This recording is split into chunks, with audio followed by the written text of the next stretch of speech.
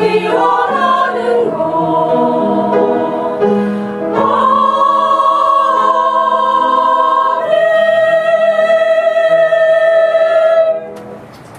아멘.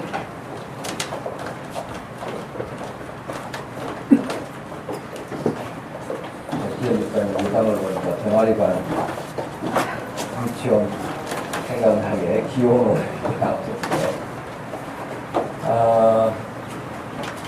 다음 주 청년부가 예배 찬양을 열심히 준비하면서 멋지게 찬양을 드릴 수 있기를 바랍니다. 어떤 때는 그런 생각도 해봐요. 우리가 찬양을 드리는 내용 가사도 좋고 또 찬양을 이렇게 하는 사람도 좋고 듣는 사람도 좋은데 모든 성도들도 늘 이렇게 찬양 준비를 해서 하나님께 드릴 수 있으면 좋겠다 그런 생각. 오후 저녁 예배가 있고 그럴 때는 그런 시간을 갖기도 하지만 성가대만 하나님께 찬양을 드리는 게 아니라 늘 우리 전체도 일상생활에서 찬양을 준비해서 하나님께 드릴 수 있는 여러분 그런 예배자들이 되기를 축복합니다. 오늘 우리에게 주시는 말씀은 디모데후서 4장 1절에서 5절 말씀입니다. 디모데후서 4장 1절에서 5절 말씀.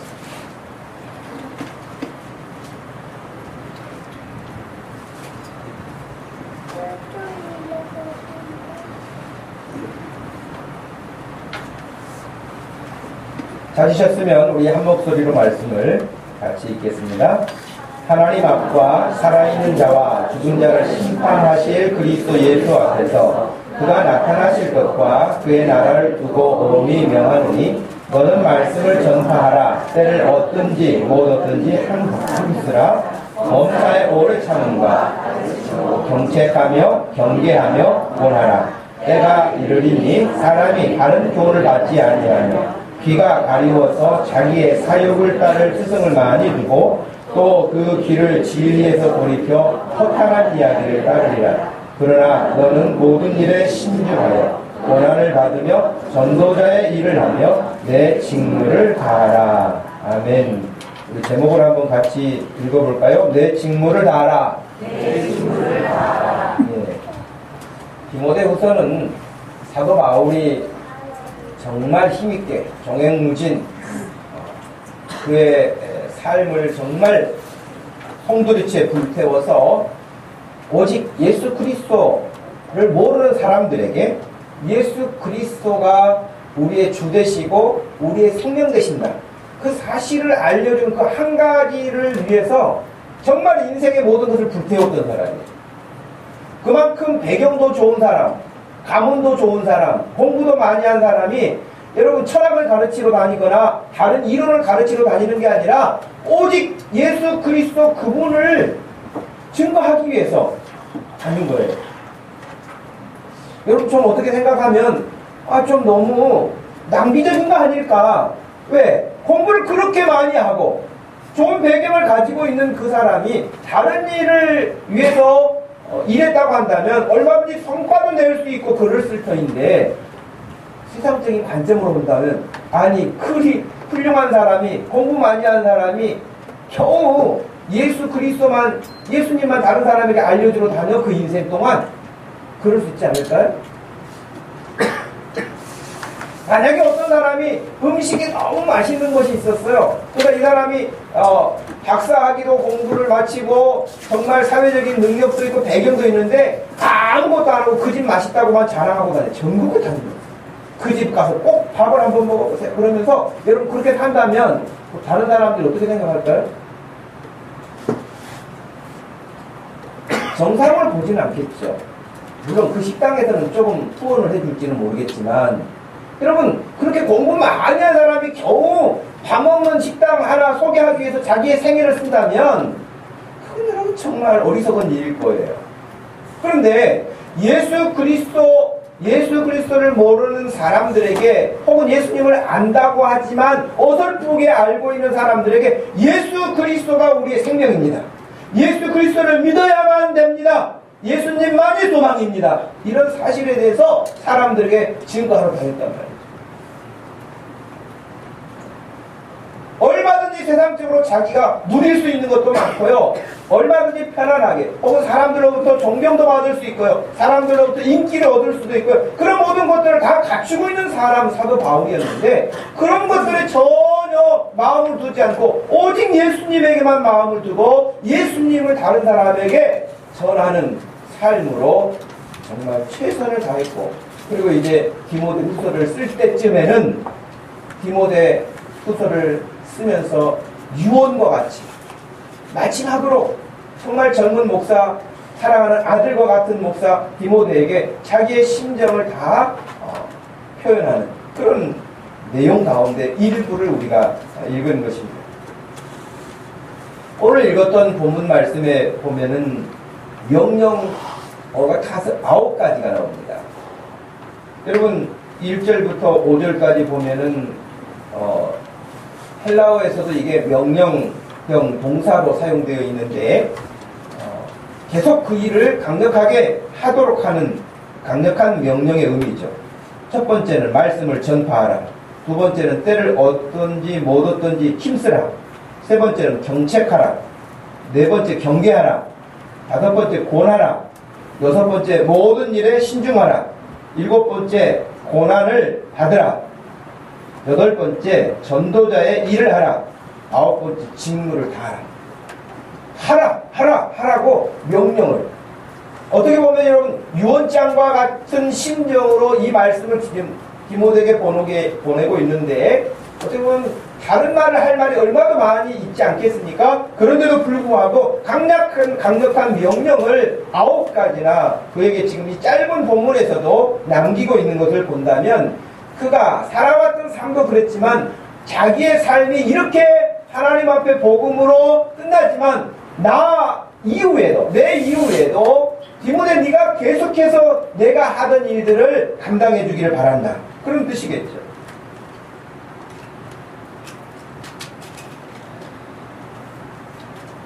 아마 바울이 이 편지를 디모데에게 보낼 때 그 마음이 좀 짠하다. 조금 이렇게 마음에 염려스러운 디모데가 어떻게 이 험한 세상에서 목회를 해갈까?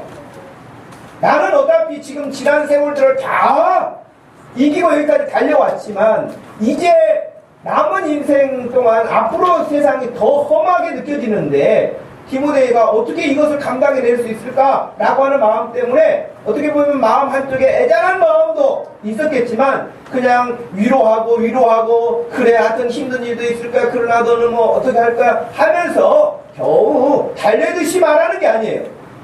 오늘 1절 말씀에 보면 하나님 앞과 살아있는 자와 죽은 자를 심판하실 그리스도 예수 앞에서 그가 나타나실 것과 그의 나라를 두고 엄히 명한다는, 겨우 막 달래가지고 네가 이거 좀 해야 되지 않겠느냐 라고 말하는 게 아니라 아주 엄하게 이건 명령이다 라고 권면하는 것이죠.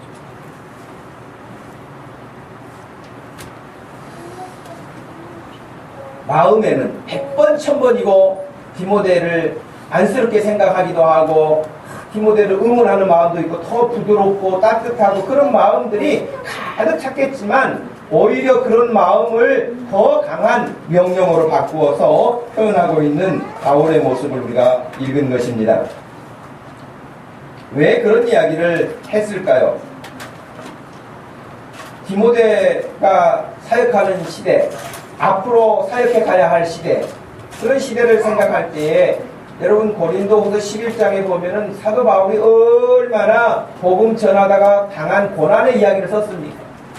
생명의 위협을 느끼는 것은 한두 번이 아니었습니다. 매를 맞는 것도 한두 번이 아니었습니다. 감옥에 갇히는 것도 역시 한두 번이 아니었습니다. 못 먹고 지내는 것, 그건 정말 일상에서 흔하게 일어나는 일 가운데 하나였습니다.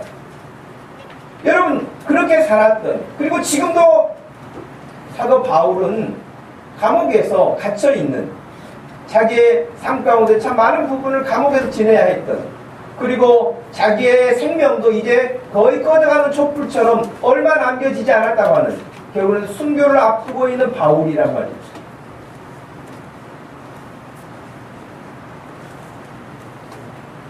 여러분, 그런데 바울이 생각하는 디모데, 네가 목회해야 할 현장에서는 로마 황제들의 강력한 기독교에 대한 핍박과 위협과 생명에 대한 강한 짓밟음, 이런 일들이 끊임없이 본인도 지금 당하고 있지만, 디모데, 네가 목회하는 때는 더 심하게 일어나게 될 터인데, 그런 일들을 생각하면서 강하라, 담대하라 하는 의미가 더 실려 있을 것으로 생각됩니다. 그러면 지금 우리가 살고 있는 시대는 평안한 시대일까요?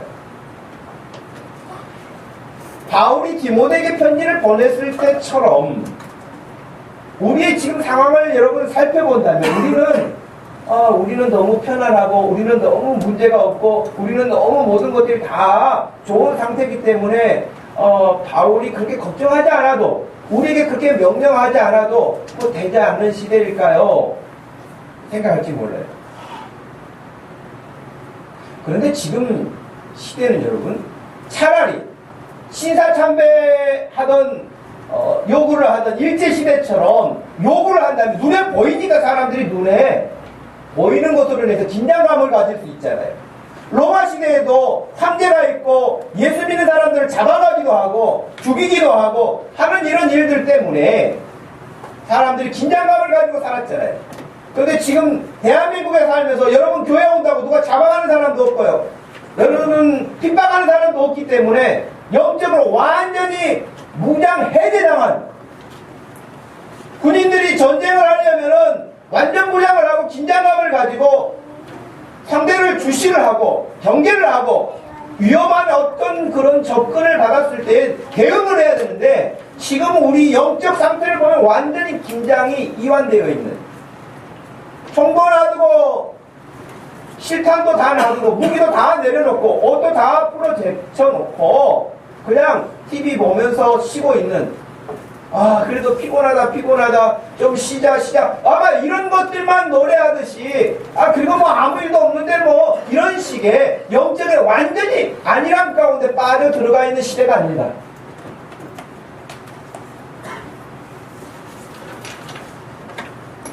여러분이 뉴스를 보시면서 접했을 수도 있지만, 이번 주 토요일 날 무슨 일이 있나요? 이번 주 토요일 날이 무슨 날인가요? 6월 6일 현충일이니까 빨간 글자에서 어디로 놀러 갈까, 뭐 이런 생각을 할 수 있지만, 11일은 까만 글자인데 11일이 무슨 날인가? 물론 달력에 써 있지 않아요. 여러분, 시청 앞에서 퀴어 축제가 일어나는 날이에요. 시청 광장에서 퀴어 축제가 일어난다고요. 퀴어가 뭐예요? 퀴어 축제가 뭐예요? 뭐 하는 애들이에요? 여러분, 퀴어라고 하는 이 단어는, 단어 자체가 그렇습니다. 기묘한, 괴상한, 특히 퀴어라는 말을 쓸 때는 남성, 동성애자들을 뜻합니다. 여러분, 서울시청 앞에서 지금 이번 주 토요일 날 시작해서 거의 2주간을 퀴어 축제를 해요, 이 사람들이. 근데 이게 제가 올해가 17회째예요. 처음 하는 게 아니에요. 17회째인데 점점점 그 정체성을 드러내가지고요, 이 박원순 시장 때 더 강력하게 허용을 해주고 하는 거 아닌가, 그런 생각이 들 만큼 허가를 안 내줘야 할 부분인데, 그냥 정치인들은 여러분 그런 거 따지지 않잖아요. 어찌됐든 간에 퀴어 축제를 하는데, 놀랍게도 세계 5대 퀴어 축제 가운데 대한민국이 5번째로 들어간다는 거예요. 여러분, 다른 나라 막 타락하고 다른 나라가 대단하게 한 것 같죠? 대한민국에서 열리는 퀴어 축제가 5번째로 큰 축제라니까요. 지난번에도 말씀드렸지만 여러분 자녀들 가운데 아들이 또 다른 남자애를 데리고 와가지고 며느리감입니다. 그러면 여러분 어떻게 되겠어요? 다른 여자를 데리고 와가지고 사윗감입니다. 여러분 그럴 수 있나요? 남자와 여자와 이러한 성적인 여러분 관계를 유지하면서 아무렇지 않게, 그것이 어쩌냐는 거예요. 그건 취향이 다를 뿐이라는 거예요. 취향이. 여러분 지금 근데 이것을 공개를 퍼레이드를 벌이면서 사람들에게 영향력을 하고 영화를 상영하고 축제를 벌인다니까요.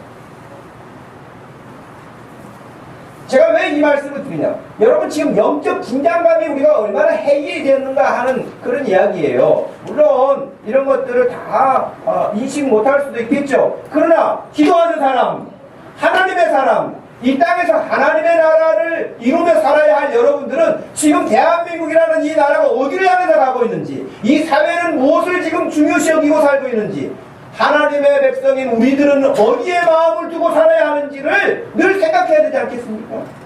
그게 영적 군사들이요 하나님의 백성들이 사는 법이죠.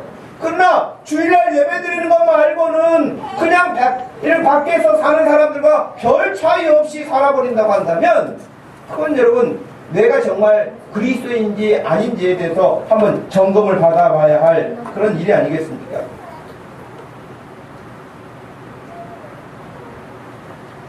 그래서 여러분 무관심하고 무슨 일이 벌어지는지 어떤 일들이 일어나는지 이런 일들에서 전혀 관심이 없는, 요즘 시대는 지금 뭐 우리가 교회 다닌다고 하면은요 아직도 교회를 다니느냐 이런 사람도 있고요, 좀 염려된다 그런 사람도 있어요. 교회를 왜 다녀? 여러분 세상이 점점 그렇게 돼갑니다. 교회 다니고 예수 믿고 사는 우리들을 좀 미련해 보이게 생각하거나 어리석게 여기거나 그렇게 하는 세상으로 가고 있지 않습니까? 그런 상황에서 예수 그리스도를 전하면 굉장히 기분 나빠할 거예요. 네? 우리가 예수님을 전하면 기분 나빠할 거라고. 앞으로 가면 야, 너 나를 어떻게 봐서 그런 말을 하니? 이런 세상이 올 거라고요. 왜? 기독교에 대해서 아주 비판적이고 부정적이고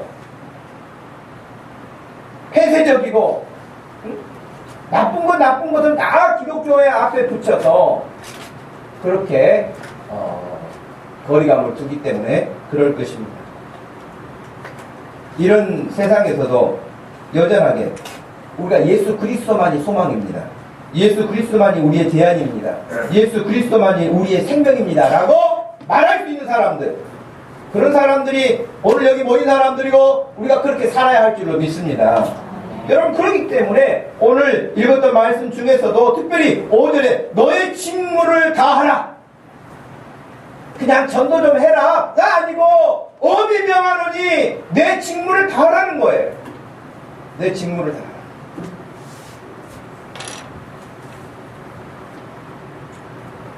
사도 바울이 받은 직무는 뭘까요? 직무를 다하라 그랬는데 무슨 직무를 받았을까요? 이전에는 너는 말씀을 전파하라.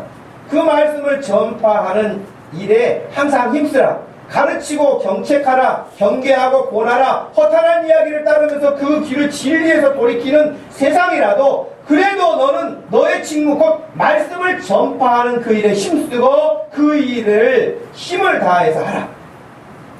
그렇게 명령을 내린 것입니다. 이 명령은 여러분 바울이 디모데에게만 한 명령일까요? 아니면 또 누가 누구에게 명령한 걸까요? 어떤 장면이 생각나시죠? 복음서의 마지막 장면들마다 보면 특별히 마태복음 28장 19절과 20절에 예수님이 모든 족속으로 제자를 삼아 아버지와 아들과 성령의 이름으로 세례를 주어라. 그리고 내가 너에게 분부한 모든 것을 가르쳐라. 지키게 하라. 그 명령을 제자들에게 하셨잖아요. 그죠? 그러니까 예수님께서 제자들에게 하셨어요. 바울이 디모데에게 했어요. 동시에 이 말씀을 읽고 있는 저와 여러분에게 오늘 아침에 여러분에게 이 말씀이 임하는 줄로 믿으시기를 바랍니다. 나에게도 이렇게 명령하시는구나. 이게 지금 디모데만 해야 할 일이 아니었구나. 바울만 해야 할 일이 아니었고 베드로만 해야 할 일이 아니었고 내가 지금 받고 있는 명령이라는 거예요. 이 사실을 인정하십니까? 여러분 하나님은 이 아침에 이 말씀을 통해서 우리를 다시 깨어나게 하고 환기시켜서 여러분에게 명령하시는 거예요.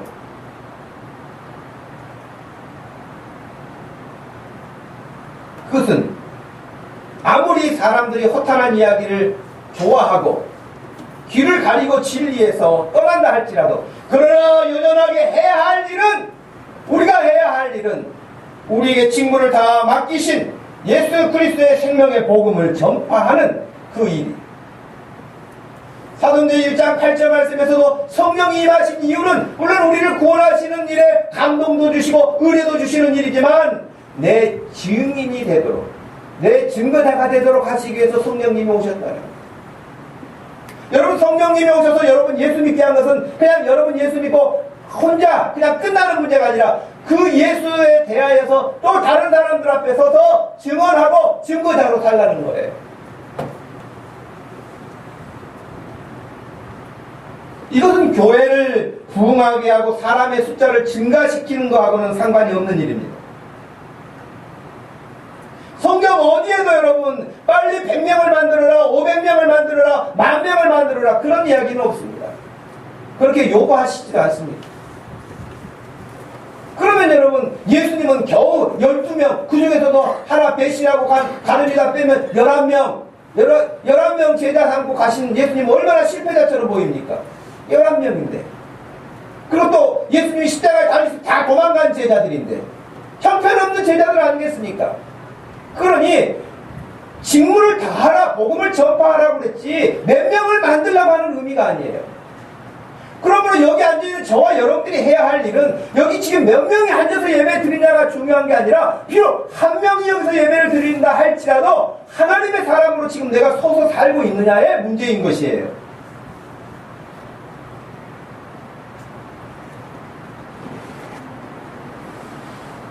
오늘 우리 말씀 읽었습니다마는 이 말씀에서도 이 복음 증거하는 일을 때를 얻든지 못 얻든지 우리는 기회가 있는 대로 혹은 없으면 기회를 만들어서라도 복음을 전파하라고 하는 명령을 받고 있는 것입니다. 여러분, 하나님께서 왜 이 지금 목동 지역만 해도 교회가 얼마나 많습니까? 교회만 많은 게 아니라 아주 큰 교회들, 아주 최신 시설을 갖춰놓은 예배당들이 얼마나 많습니까? 그런데 우리처럼 여기에 왜 모이도록, 왜 이 지역에 우리에게 이 교회라고 하는 공동체를 주셔서 지금 모이게 하고 예배를 드리게 하고 말씀을 듣게 하는 것입니까? 지금 이 시간을 통해서 하나님은 하나님과 일할 사람들을 찾고 계세요. 하나님과 일할 사람을 찾고 계시고 내가 말하면 내 말을 듣고 순종할 사람을 하나님은 기뻐하시고요. 그 사람을 통해서 역사하시는 줄로 믿습니다. 여러분, 크고 적고의 문제가 아니에요. 훌륭하고 훌륭하지 않고 유명하고 무명하고가 문제가 아니에요. 하나님을 향하여서 이 시간도 구원의 은혜를 감격하고 예배하는 중에 하나님이 말씀하시면 무엇이라도 하겠습니다라고 하는 그런 믿음의 자세를 가지고 예배하는 자들을 주님은 눈여겨보시고 또 그들이 드리는 예배를 기뻐하시고 그들이 말씀을 따라 순종하여 나갈 때에 그 일들을 감당해 갈 수 있도록 힘도 주시고 지혜도 주시고 능력도 주시는 그런 우리 하나님이신 것을 믿으시기를 바랍니다. 직무를 다하라고 하는 것은 단순하게 그냥 사도 바울이 노년에 이제 나는 이제 끝났으니까 디모데야 네가 좀 어떻게 일 좀 계속 이 일이 끝나면 안 된다 계속 좀 해가라 겨우 사정하고 부탁하고 그런 힘없는 유언이 아니라 살아계시는 하나님 앞에서 사자와 중자를 심판하실 예수 그리스도 앞에서 엄히 명하는 명령이라는 사실을 기억하시고 여러분 다시 그 명령을 우리 주님 앞에 제자들이 받았던 것처럼 바울 앞에서 디모데가 이 편지를 통해서 받고 있는 것처럼 이 아침에 여러분들이 우리 하나님으로부터 이 명령을 마음에 새겨 놓으시기를 축복합니다. 두 번째는 그렇다면 어떻게 해야 이 직무를 감당할 수 있을까요? 이 직무를 다하라. 내 직무를 다하라 그랬는데 복음 전파하는 그 일을 예수 그리스도만이 유일한 생명인 것을 증거하고 증인으로 살라고 하셨는데 어떻게 해야 가능할까요? 직무를 다한다는 것은 충성한다는 것이에요. 완수한다는 것이에요. 중간에 멈추거나 포기하는 것이 아니라 끝까지 그 일을 완수해내는 거예요. 조금 해보다가 마는 게 아니에요. 내가 그 명령을 받았기 때문에 내가 가다가 죽는 한이 있을지라도 그 일을 하다가 고난을 당하는 일이 있을지라도 그 일을 하다가 여러 가지 어려운 일을 만난다 할지라도 멈추지 않고 그 일을 해내는 것이 완수하는 거잖아요. 여러분 여러분은 주님께 받은 그 사명을 지금 완수해 가고 계십니까? 명령만 받았지 하나도 완수하지 못하고 숙제처럼 쌓여있는 사명은 있지는 않습니까? 그렇다면 여러분 오늘 이 시간을 통해서 다시 그 부분을 전환할 수 있기를 바랍니다. 완수하는 이것이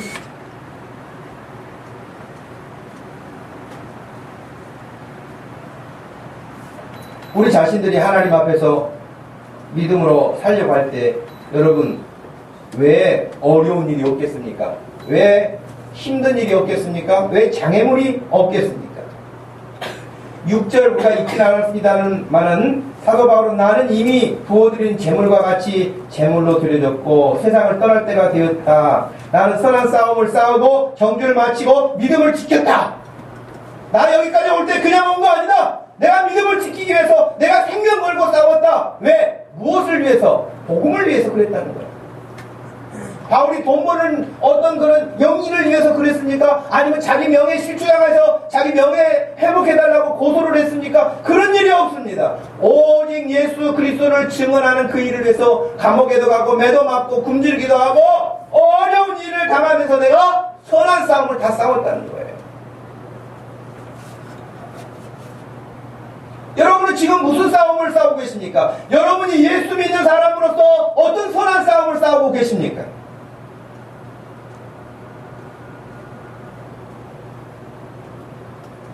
우리가 말씀을 전파하고 예수님을 전파하면 여러분 북한에서 예를 들어서 전투기가 팍 떴다.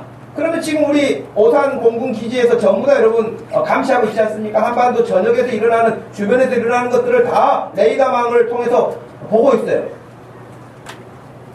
북한에서 떴어요 전투기가. 그러면 보죠. 북한 항공 저 함경북도 정도에서 전투기가 떴을 경우에는 그냥 떴는가 보다 보겠죠. 그러나 평양 근처에서 떠서 점점 우리 서울 쪽으로 오게 되면은 여러분 우리 그냥 있겠습니까? 오네 그러겠까요? 북한에서 전투기가 오네 그렇게 하고 끝날까요? 즉각 출격합니다 여러분. 어느 정도 선을 넘어오면 우리나라 전투기도 바로 출격을 해서 거기에 대항을 합니다. 그냥 있지 않습니다. 이 말은 무엇일까요? 우리가 복음을 전파하면요 사단도 즉각 일어납니다. 여러분 사단이 잠잔다고 생각하지 마십시오. 우리가 말씀대로 살려고 하면은 제일 먼저 긴장하는 것이 사탄입니다. 사탄도 똑같이 출격해요. 그리고 계속해서 여러분들이 그 하나님께 받은 명령을 직무를 감당하지 못하도록 방해 작전을 하는 것이에요. 못하게 하는 거예요. 바쁘게 만들어요. 마음을 해이하게 만들어요. 피곤하게 만들어요. 재미난 것들이 많게 만들어요. 그래서 여러분들이 예수 따라가는 것을 방해하는 거예요. 근데 이것이 영적으로 깨어있는 사람은 이게 방해구나 하고 뛰어넘는데 이게 방해인지 뭔지 구분을 못하는 사람은 그래 뭐 오늘만 날이냐 다음 주도 주일이 있고 그 다음 주도 주일이 있는데 뭐 올해 못하면 내년에도 하고 이렇게 되는 거예요. 신앙생활을 못하는 것, 예수를 못 따라가는 것이죠. 생명에서 멀어지는 것이죠. 선한 싸움을 싸운다는 것은 바로 이런 말씀을 가지고 나가는데 장애물로 나타나는 복음을 거역하는 그 모든 것들에 대해서 당당하게 들어서 싸우는 거예요.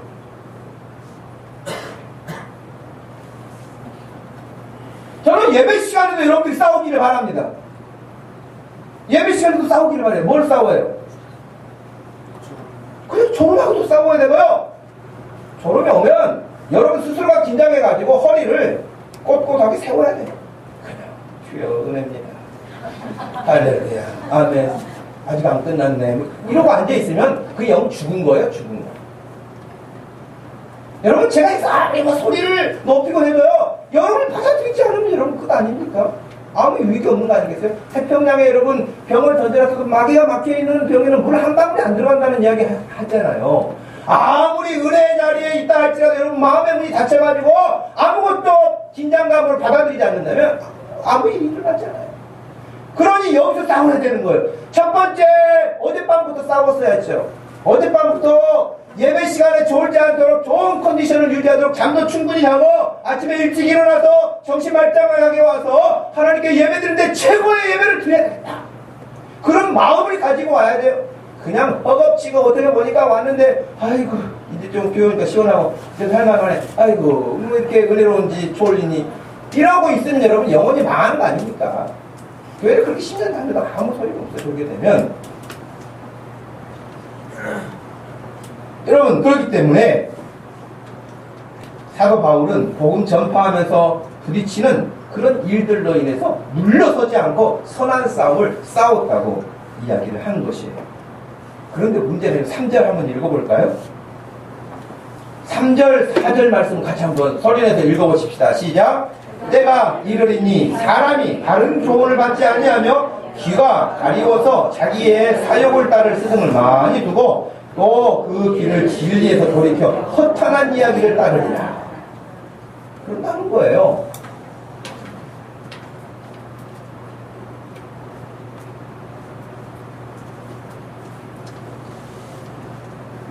여러분 이 세상은 진리를 좋아하지 않습니다. 진리를 좋아하지 않아요. 미국에서 이런 실험을 했다고 그래요.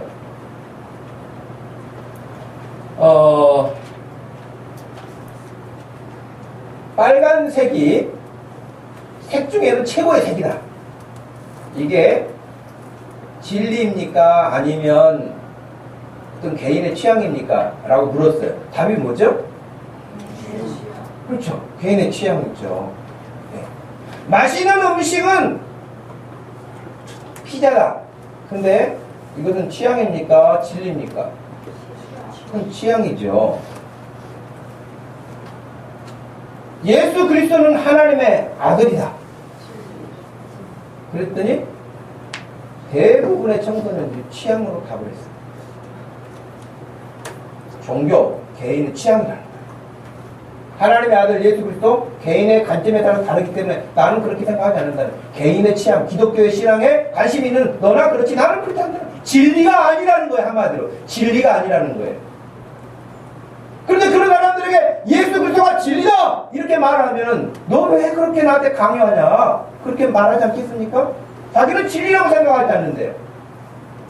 근데 지금 이 세상이 점점 가면 갈수록 교회에 대해서 거부하고 예수 그리스도의 복음을 거부하고 그건 너희들의 이야기지 우리하고 상관이 없다는 거예요. 진리가 아니라는 거예요. 진리가 아니라는 거예요.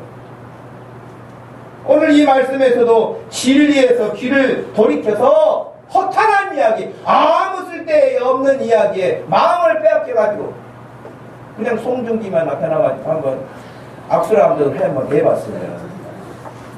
그 유대인가 나타났으면 얼마나 이게 장난스러운 이야기지만 사람들이 그런 매스컴이나 미디어에 빠져가지고 나는 중국 여자들 이해할 수가 없어. 그 유시민 하여튼 그 유대인가 뭐라고 그 수많은 뭐 오빠하고 막 황치엘이한테 막 오빠 언제부터 오빠였다고 공항에 가가지고 할 일도 없는가 봐. 그러면은 저한테 아이고 문화를 모르는 저 답답한 사람 그렇게 생각할지 모르겠어요. 글쎄 그것이 자기들의 삶에 활력을 주는 어떤 면이 있어서 또 좋은 점도 긍정적으로 생각할 수도 있겠죠. 저는 태어나서 그 연예인을 좋아해 본 적이 없어서 그런지는 모르겠어요. 좀 이해하기는 어려워요. 그냥 보고는 있지만 이해하기는 어려워요. 근데 여러분 그런 것은 계속 일어나지 않습니까? 계속 일어나요. 사람들의 영혼을 그냥 이렇게 뺏어가는 일들은 그런 미디어를 통해 가지고 수없이 영화, 소설, 게임, 취미, 여행 할 것 없이 모든 것을 총동원해서 사람들의 영혼을 어디로부터? 예수 그리스도로부터 이탈시키는 거예요. 빼앗가는 거예요. 뺏어가는 거예요.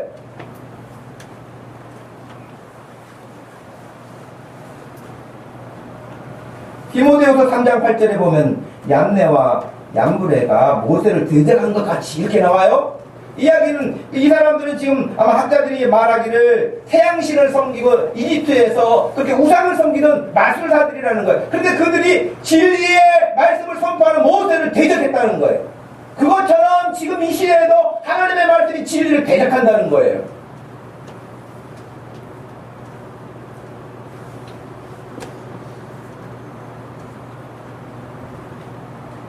사도행전 14장에도 보면 여러분 이런 고난받은 복음 전파하고 선한 싸움을 싸우는 이야기를 했습니다만은 바울이 태어나면서 걷지도 못한 사람을 일으키는 놀라운 치유의 역사가 사도행전 14장에 보면 나옵니다. 여러분, 못 걷던 사람이 일어나면 얼마나 좋은 일입니까? 그런데 좋은 일인데도 불구하고 그런 바울을 심하게 공격합니다. 그리고는요, 유대인들이 바울을 끌어다가 돌로 막 죽이려고 돌로 얼마나 쳤는지 사람들 보니까 죽은 거예요. 바울이 죽었어요. 그래서 돌 던지던 사람들이 손 털고 갔어요. 그런데 바울이 하나님의 은혜 가운데 죽지 않고 살아났어요. 다 죽은 줄 알고 성 밖으로 버렸어요. 그런데 살아났어요. 그리고 다시 복음 전파하는 일을 쉬지 않고 계속합니다. 이것이 바울이 말한 선한 싸움. 복음 전하다가 그런 위협을 당했음에도 불구하고 그치지 않고, 그럼에도 불구하고 예수 그리스도는 진리요 생명인 것을 사람들에게 증거하는 일을 그의 사명으로 삼고 살았던 것입니다. 사도행전 20장 22절에도 보면은 보라, 이제 나는 성령에 매여 예루살렘으로 가는데 거기서 무슨 일을 당하는지 알지 못하노라. 오직 성령이 각 성에서 내게 증언하여 결박과 환난이 나를 기다린다 하시나, 내가 달려갈 길과 주 예수께 받은 사명, 곧 하나님의 은혜의 복음을 증언하는 일을 마치려 하면은 나의 생명조차 조금도 귀한 것으로 여기지 아니하노라 하고 받은 사명을 완수하기 위해서 간다는 거예요. 여러분은 주께 받은 사명이 무엇일까요? 어떤 사명을 받으셨을까요? 저는 물론 복음 전파 예수 그리스도의 증거자로 사는 것도 그렇죠. 선교사나 목사나 이런 성직자로 부름을 받아서 어떤 그 영역을 감당하는 그런 사명도 있죠. 그러나 여러분, 모든 그리스도인들은 다 하나님께 받은 사명이라고 이미 말씀드렸지만 그 사명을 더 잘 감당하기 위해서 교회 공동체를 허락하세요. 물론 교회 공동체를 통해서 하나님께 영광을 돌리고 예배를 드리고 하는 것도 있지만 그 사명을 잘 감당하도록 하기 위해서 교회를 세우신 거예요. 그리고 이 교회를 통해서 예수님이 교회 머리가 되시고 각자 하나님이 은사를 주셔서 일할 수 있도록 직분을 주신 거예요. 여러분의 직분이 있잖아요. 여러분 직분은 뭐예요? 무슨 직분이에요? 물론 여기는 권사도 있고 안수집사도 있고 그냥 서리집사도 있고 나는 서리집사도 아니야 그런 사람도 있고, 여러분 서리집사도 아니야 한 사람이 제일 큰 사명을 받은 사람이에요. 목사가 제일 큰 사명 받은 사람이 아니고 지금 예수 믿은 사람이 감당할 사명이 더 큰 거예요.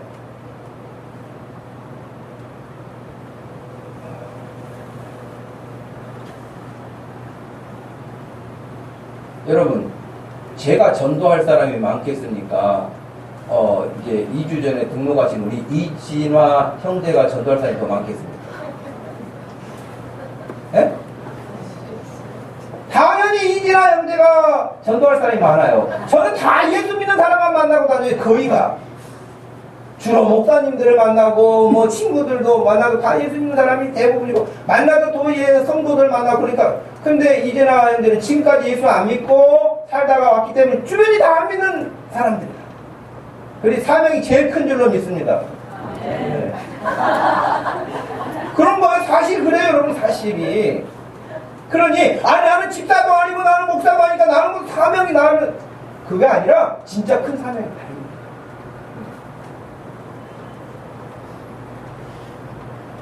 그런데 그럼에도 불구하고 교회를 섬겨나가는 이런 모든 일에 있어서 여러분, 우리 권사님으로 부름을 받고 세움을 받았다면 왜 권사로 세웠는가? 왜 권사로 세웠는가?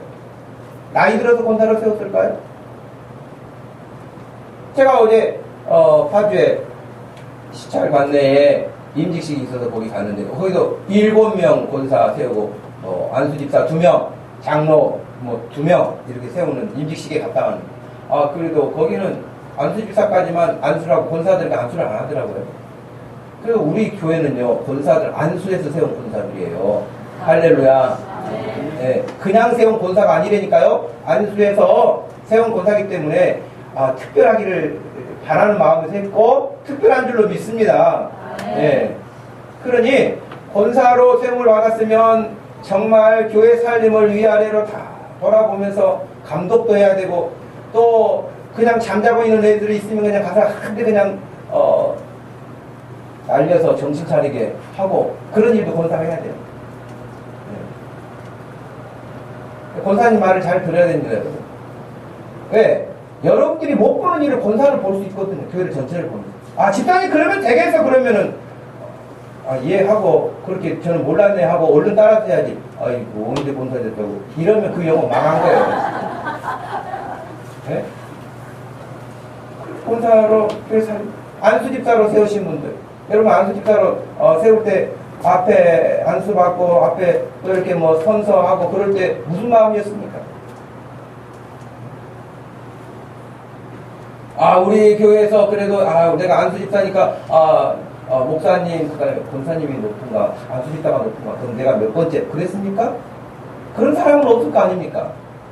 여러분 안수집사로 세웠다는 것은 다른 사람들보다 교회 전반적인 일들을 완전히 파악하고 이렇게 돌아보는 제가 어제도 출타하면서 선풍기를 내가 일부러 낼 수도 있지만 청소하러 오시는 분에게 선풍기를 내놔라. 왜? 일을 시키려고. 제가 하다 보니까요. 단지 저건 목사님 기업 사찰 분이 우리 교회는 한 분 사시니까 그냥 그분이 알아서 하시겠지. 그런 것 같아. 그래서 내가 이걸 하니까. 왜 내가 손이 없어도 못하겠어요? 할 수 있습니다. 어제 밤에도 제가 세미나 마치고 교회 오니까 10시였어요. 근데 여러분 밑에 1층에 보면 현수막이 바뀌어 있죠. 현수막 바뀌었어? 이런 사람 회개해야 돼. 그냥 교회 들어오면서도 다 살피고 들어오고 물론 우리 예배당 건물이 아니죠. 우리 뭐 7층만 예배당 건물 있지만 그래도 들어오면서 혹시 지나가는 사람이라도 우리 교회를 보면서 느낄 수 있는 이런 것들을 들을 마음을 가져야 되거든요. 그래서 제가 이제 어제 혼자 그걸 10시 넘어서 하고 있는 어떤 여자 청년이 지나가면서 목사님 제가 도와드릴까요? 그래가지고 제가 저쪽에 이제 벽 쪽에서 올라가가지고 철사를 이렇게 떼내야 되는데 목사님 제가 몸도 무게가 나가는 자매였는데 그 자매가 거기를 쑥 올라가가지고 철사를 떼더라니까. 그래서 내가 물어봤어요. 교회로 다니시는가 보죠? 순도금 교회를 다니다가 지금 작은 교회를 다닌다. 그 독서실, 이 옆에 건물 독서실을 다니는. 그러면서 그 자매가 하는 말, 이건 성도들이 해야 되는데 목사님이 하고 계셔서 자기가 마음이 너무 아팠다는 거예요. 지나가는 청년이. 그 청년이, 우리 교회는 와보셨으니까 주보도 받고 다 받았다는 거예요. 근데 지난번에 정동식 집사님이 찾으러 내려갔던 금요일 밤에 왔던 청년이. 그냥 갔다가 그냥 못 들어오고 그냥 갔다고 자기가 그런 이야기를 하더라고요. 그래요, 여러분. 제가 할 수 있어요. 그러나 여러분들도 늘 계절이 바뀌면 어떻게 할 것인지. 주일이 바뀌면 주일이 준비돼. 제 기대에는 토요일 저녁이면은 우리 안수집사 정도 되면은 교회 한번 와서 예배 드리는데 늘 방해되는 건 없을까? 예배 드리는데 쾌적하게 할 건 어떻게 하면 더 쾌적할까? 제가 어제 10시 들어왔는데도 열기가 예배당에 가득하더라고요. 저는 늘 고민이에요. 이 열기를 어떻게 떼낼 수 있을까? 이 닥터 공사를 어디 한 부분을 좀 해야 될까? 그 생각을 한단 말이에요. 여러분 덥다고만 하고 짜증내지 말고 다른 사람이 그렇게 예배 드릴 수 있도록 안수집사들이 신경 써야 된다는 거예요. 아멘? 왜 아멘을 안 합니까? 아멘 해야죠. 해야 됩니다, 여러분. 여러분이 그리 해야 됩니다. 살펴야 됩니다. 비가 온다. 그러면은 혹시 예배당 어디 새는 데는 없는가 해서 살피는 그거 하라고 여러분 하나님이 세우신 거 아닙니까? 건물 관리하라고 세운 게 아니라 교회 성도들이 하나님께 예배 드리는데 좋은 장소를 제공하기 위해서 예배를 잘 드리도록 하기 위해서 살피는 것이죠. 건물 관리자로 세우는 게 아니라. 그럼 여러분 안수집사들이 그렇게 하는 걸 보고 서리집사들이 배우는 거 아닙니까? 안수집사는 해년마다 임명하지 않아요. 서리집사는 해년마다 임명하는 사람들이에요. 그러니 해년마다 임명받고 하는 집사들을 할지라도 안수집사나 권사들이 하는 모습을 보면서 배우는 거죠. 그렇게 세울 수 있도록, 그렇게 교회를 세워가도록 하나님이 우리들을 각자에게 직분을 주신 거예요. 직분을 주신 거예요. 그러니까 여러분이 주께 받은 직분이, 오늘 생각해 보세요. 내가 지금 하나님으로부터 받은 직분이 그리스도인 하나님의 성도로서 마땅히 해야 할 직무가 있지만, 동시에 주의 몸된 교회를 세워가는 일에 있어서 내가 힘써야 할 부분이 뭘지, 살펴야 될 일이 무엇일지를 찾는 거예요. 무관심하게 다니는 게 아니에요. 여러분들이 그런 일에 대해서 눈이 뜨이고 귀가 열리고 보이고 들리고 할 수 있기를 축복합니다.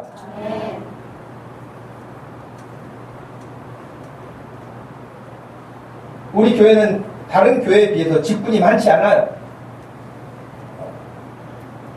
뭐 오늘 이렇게 스가랴 찬양팀처럼 찬양팀도 있지만 매주 찬양하는 게 아니잖아요. 성가대 여러분이 소속돼가지고. 여러분 지금 금년에는 교사도 여러분들이 안 하잖아요. 성가대도 매주 안 해. 교사도 매일 안 해. 매주 안 해. 주방 한 달에 한 번씩 돌아오면서 해요. 또 친구 따라와가지고 2번 하는 사람도 있어요. 청소도 한 달에 한 번 해요. 여러분 다른 교회 교사하고 성가대하고 다른 봉사하고 얼마나 일이 많은지 몰라요. 사람들 착각해가지고 작은 교회 다니면 일 많다고 그러는데 그건 착각이에요. 우리 교회 일이 많지 않아요. 인정하십니까? 네. 그러니 어떤 일 맡겨진 일에 대해서 정말 책임을 감당하되 완수해내라는 게 그 완수해내라. 순장이 모여라 그러면 모이는 거예요. 순장들은 목사님이 한 달에 한 번씩 마을에서 집에서 모여라 그러면 모이는 거예요. 날씨가 더운데 이런 이야기 하지 말고 하는 거예요. 왜 하라고 하겠어요? 유익하니까 하라고 하는 것이죠. 여러분 그렇게 해야 순장이 목회자의 말에 순종하고, 수원들은 마을 식구들은 순장의 말에 순종하고, 회원들은 회장의 말에 순종하고, 다 이렇게 어떤 질서 있게 일들이 감당해 가는 거 아니겠어요? 당나귀 군대가 되지 않기를 바랍니다. 당나귀 타고 어떻게 여러분 전쟁하겠어요? 기마병들이 말 타고 씩씩하게 가서 전투를 해야지 당나귀 타고 어떻게 전투를 하겠냐고요. 여러분들 당나귀 되지 말고 말이 되기를 바랍니다. 네? 힘차게 할 수 있는 그런 말이 돼서 감당해내야 되겠죠. 우리는 세상에 섞여서 그냥 되는 대로 사는 사람들이 아닌 것이에요. 여러분 세계관 전쟁이라는 책이 있어요. 이 책을 쓴 이태희 변호사, 국제 변호사예요. 그 지금 이제 신학을 공부해가지고 목사이기도 해요. 근데 이 사람이 쓴 세계관 전쟁이라는 책에 보면 여러 가지가 자기 간증 대목이 나와요. 자기 간증 대목이 나오는데 세상에서 거룩한 영향력을 발휘하라 이런 이야기를 하면서 자기 간증을 이렇게 얘기한다. 1995년 어느 봄날로 기억되는데 그날은 주일이었고 어느 주일처럼 저녁 예배를 드리기 위해 성경을 들고 나가려는 찰나 친구에게 전화가 왔더니, 태기야 오늘 밤 우리 나이트클럽 가려고 하는데 같이 안 갈래? 대학 시절 나이트클럽은 내게 최고의 놀이터였습니다. 화려한 조명과 신나는 음악이 있는 곳이었고 멋있고 아름다운 젊은 남녀들과 함께 어울려서 춤을 출 때 진정한 해방감을 맛보곤 했습니다. 그렇지만 나름대로 나이트클럽을 즐기면서도 원칙이 있었다는 거예요. 첫째, 술은 마시지 않고 맨정신으로 춤추기. 둘째, 부킹은 절대로 하지 않기. 세 번째, 순수하게 춤추는 것만 즐기기. 이렇게 했다는 거예요. 나름대로. 그래도 교회를 다녔기 때문에 아마 그러지 않았을까 싶어요. 그런데 어찌됐든 간에 친구의 제안에 잠시 좀 저녁 예배 가야 되는데 성경책 들었는데 그런데 그 대학 때 놀았던 그 강렬한 그 즐거움이 한번 또 모처럼 전화 왔는데 땡겨 그래가지고 갔죠. 성경책 놓고 나이트로 간 것이죠. 갔어요. 전화를 끊자마자 곧바로 무대 의상으로 갈아입고 나이트로 향했다는 거예요. 차를 몰고 약속 장소로 달려갔습니다. 그날따라 컨디션이 최상이었습니다. 무대 위에서 주체하기 힘들 만큼 현란한 춤을 선보이면서 수많은 사람들이 하여튼 저는 가보진 않았지만 TV 뉴스로 봤지만은 그런 거 아니겠습니까? 춤추고 그리고 또 나이트는 예쁜 애들이 왜 그리 많아?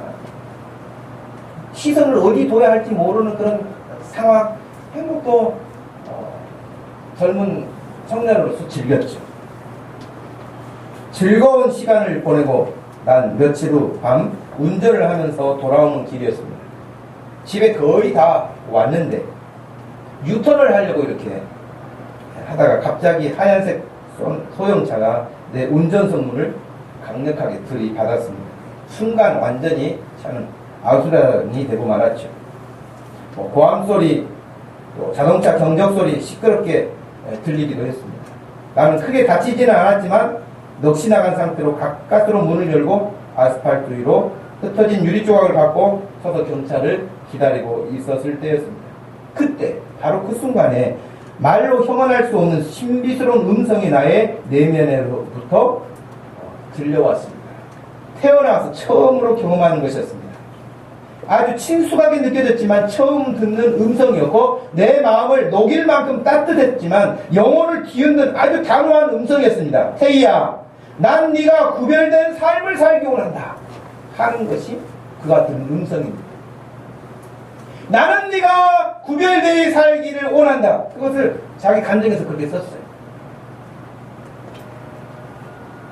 성령님의 음성은 나의 인생을 180도로 바꿔놓았고 나는 하나님의 말씀을 중심으로 철저히 삶을 구별하기 시작했습니다. 그렇게 좋아하던 나이트클럽도 끊었습니다. 조금씩 배워보려고 했던 담배도 끊었습니다. 하나님의 말씀을 기준으로 가는 장소, 보는 영화, 만나는 사람들 정리하기 시작했습니다. 그리고 하나님을 알아가는 일에 힘쓰고 하나님의 말씀을 공부하고 일에 힘든 일이지만 주저하지 않았습니다.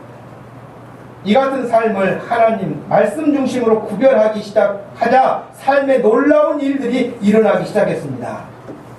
여러분, 그래서 이 학생이 공부하기도 하고 사명을 가지고 꿈이 있고 공부하기 시작해서 국제변호사가 되고 여러분 정말 강력한 영향력을 갖는 그런 사회적인 선한 역할을 하게 됐어요. 삶을 구별하는, 똑같이 선택하는 게 아니에요.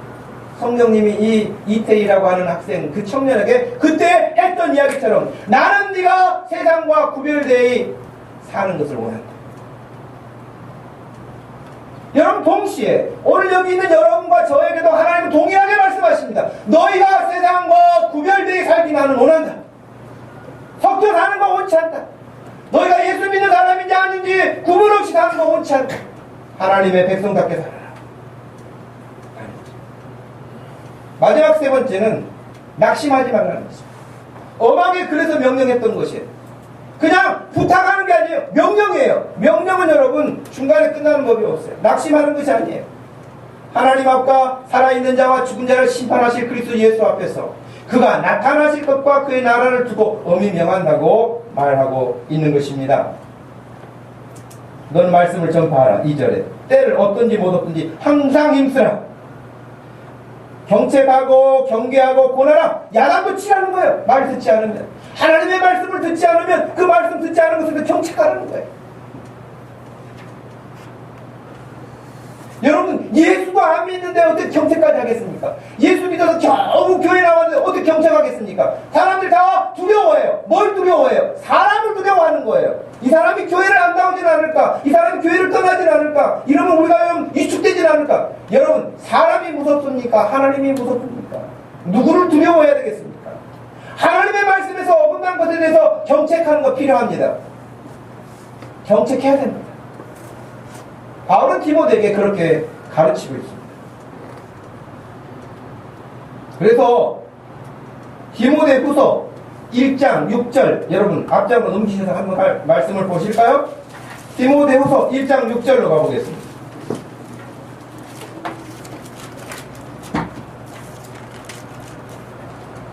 (6절) 말씀에서 8절 말씀까지 한번 같이 소리내서 읽어봅시다. 그러므로 내가 나의 안수함으로 내 속에 있는 하나님의 은사를 다시 불릴 듯하게 하기 위하여 너로 생각하게 하노니 하나님이 우리에게 주신 것은 두려워하는 마음이 아니요 오직 능력과 사랑과 절제하는 마음이니 그러므로 너는 내가 우리 주를 증언함과 또는 주를 위하여 갇힌 자 된 나를 부끄러워하지 말고 오직 하나님의 능력을 따라 복음과 함께 고난을 아들아, 할렐루야. 여러분, 두려워하지 말라는 거예요.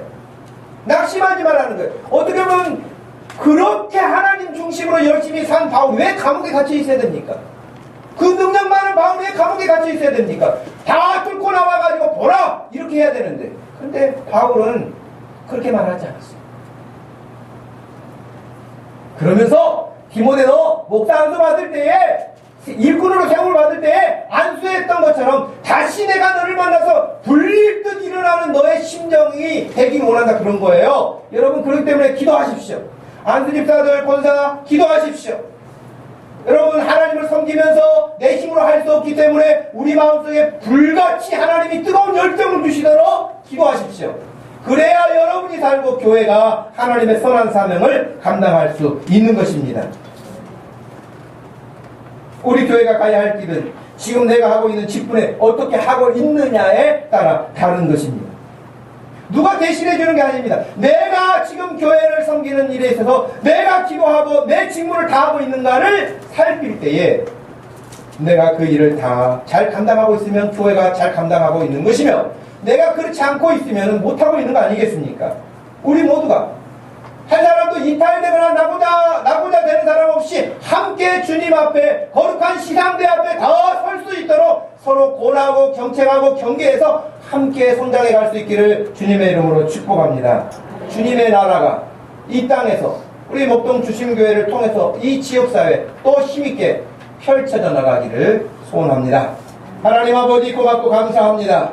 이 아침에 저희들에게 귀한 시간을 허락하여 주시고 함께 주의 말씀을 전하고 듣는 중에 내 직무를 다하라 명령하신 이 명령이 저 멀리 있는 것이 아니라 이 아침 나에게 주시는 하나님의 명령인 것을 기억하게 하여 주시고, 내가 주께 받은 직무 잘 감당할 수 있도록, 내가 받은 직분, 내가 받은 어떤 일들에 대해서 잘 감당해낼 수 있도록 힘을 주시고 능력을 더하여 주셔서 주님이 원하시는 이 시대의 사명을 잘 해낼 수 있게 하여 주시옵소서. 감사하신 예수님의 이름으로 기도하옵나이다. 아멘. 다 같이 자리에서 일어나셔서 310장 찬양드립니다.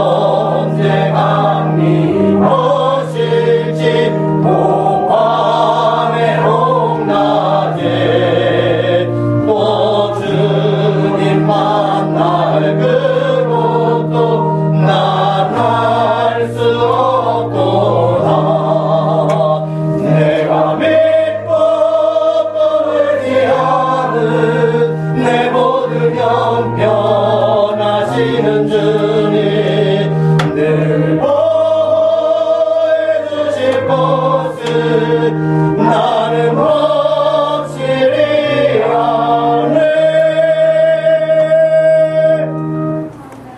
지금은 우리 주 예수 그리스도의 구속의 은혜와 우리 하나님 아버지의 극진하신 변함없는 그 사랑과 성령 하나님의 위로하심과 교통하심이 내 직무를 다하라는 말씀을 명령으로 받아 그 뜻을 이루기 소원하는 사랑하는 모든 성도들 머리머리 위에, 특별히 필리핀 선교 사역을 감당하시는 우리 김낙근 선교사님 가정 위에, 그 선교 사역지 위에 지금부터 영원토록 함께 계실지어다. 아멘.